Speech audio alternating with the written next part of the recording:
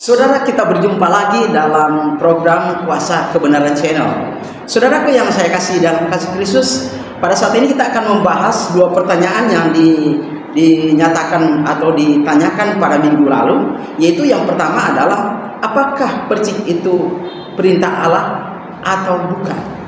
Yang kedua adalah apakah baptis atau selam itu perintah Allah? Saudara, sebelum kita akan membahasnya bersama, mari kita satu dalam doa. Kita berdoa. Aba ya Bapa yang ada di surga, Engkau yang bertata di arasmu yang kudus, melalui Kristus Yesus Tuhan dan Juru Selamat kami. Kami datang kepadamu Bapa. Kami bersyukur kami bertemu di program ini, dan biarlah apa yang kami bahas pada saat ini yang adalah kebenaran firman, dan firman-Mu lah yang akan mengkuduskan kami, dan firman-Mu lah yang akan memerdekakan kami dari dosa. Oleh sebab itu Bapa, biarlah acara ini jadi menurut kehendak-Mu dari awal hingga akhirnya. Terima kasih Bapa, hamba-Mu yang akan menyampaikan firman-Mu, biarlah apa yang hamba sampaikan bersetuju dan sesuai dengan firman-Mu. Dalam nama Yesus kami bawa doa itu padamu. Amin. Saudaraku yang saya kasih dalam kasih Kristus, karena dua pertanyaan ini, yang pertama adalah apakah percik itu perintah Allah atau bukan, dan apakah baptisan atau selam itu perintah Allah, maka topik kita pada saat ini adalah percik dan selam, atau selam dan percik. Saudara, selam dan percik dalam bahasa Yunani-nya dikatakan bato kai rantiso.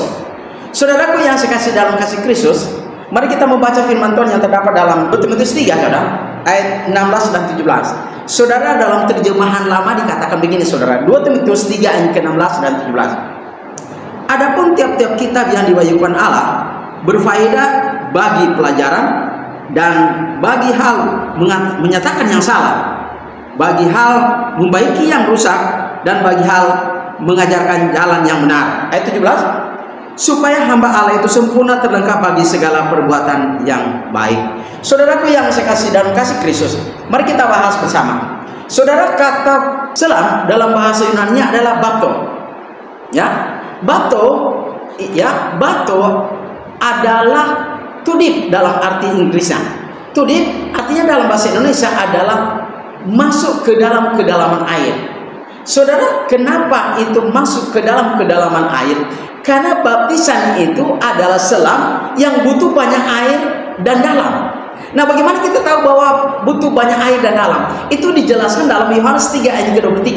Di situ bahasa Yunani-nya dikatakan, saudara, begini. Hoti, hudate, pola, nek. Yang artinya, saudara, di situ banyak dan dalam air. Jadi bapto itu butuh banyak air untuk membaptis manusia, yang adalah perintah Allah kepada manusia. Jadi saudara-saudara, bapto itu adalah perintah Allah, ya, perintah Allah, dan itu adalah dilakukan oleh manusia karena perintah itu, ya. Saudara, kemudian percik, kata percik, saudara, ada tiga sinonimnya dalam bahasa Yunani-nya. Yang pertama adalah rantiso. Saudara, rantiso sama dengan rerantismenos. Rerantismenos, saudara, sama dengan erantismenos, yang artinya, saudara, memerciki, memercikkan, atau percik. Nah, saudara, antara bapto dengan percik, dua kata yang berbeda, dan dua kata pula artinya berbeda. Nah, saudara, pertanyaan kita akan bahas pada saat ini adalah apakah percik itu kehendak Allah atau perintah Allah? Saudara, mari kita melihat, ya, mari kita melihat dalam Matius pasal 28 ayat 19. Pertama kali Yesus setelah dia bangkit, sebelum dia naik ke surga, pertama dia bicara dalam Matius 28 ayat 19, pergilah kamu, jadikan semua bangsa itu muridku, baptislah mereka. Saudara, kalau saudara punya Alkitab Yunani, bahasa Yunani Indonesia itu di rumah, coba kita baca, kita buka Matius 28 ayat 19.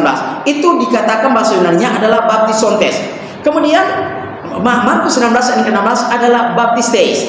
Jadi saudara, di Matius 28 ayat 19 dan Markus 16 ayat 16, Yesus tidak menggunakan rantiso.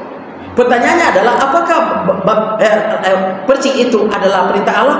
jawaban Alkitab bukan itu yang diperintahkan Allah, tapi adalah baptizo atau baptisontes dalam Matius 28 ayat 19 dan baptisteis dalam Markus 16 ayat 16. Jadi saudara, pertanyaannya adalah apakah percik itu perintah Allah atau bukan? Saudara bisa menjawabnya bahwa itu bukan, saudara. Kenapa bukan? Karena itu bukan ide Allah, tapi ide Allah adalah yaitu selam. Kemudian pertanyaan kedua, saudara, apakah baptisan atau selam itu perintah Allah?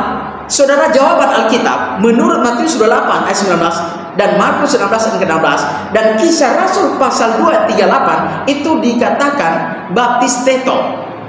Kemudian saudara, Matius 28 ayat 19 baptisontes, Markus 16 ayat 16 dikatakan baptisteis, yang merujuk kepada kata kerja, akar kata kerjanya adalah baptizo, yang artinya baptizo dalam arti bahasa Inggrisnya adalah immerse.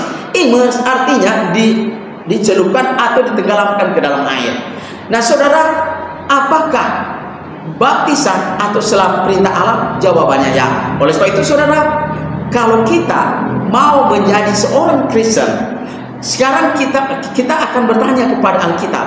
Pada waktu Petrus berkhotbah dan Kisah Rasul pasal 2 ayat 38, Petrus berkata, hendaklah kamu bertobat dan memberi dirimu dibaptis masing-masing kamu dengan nama Yesus Kristus akan jalan keampunan dosamu, lalu kamu akan beroleh anugerah Roh Kudus. Pertanyaan saudara, kata baptis di situ apa? Bukan rantiso, bukan menos, bukan juga menos, tetapi adalah baptiso, artinya akar katanya ya, baptiso itu akar kata dari kata baptisteto.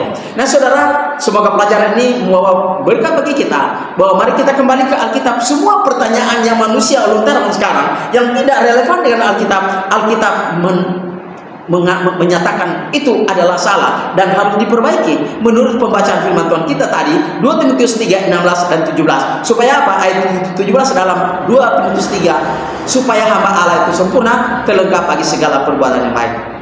Amin. Saudara, mari kita berdoa.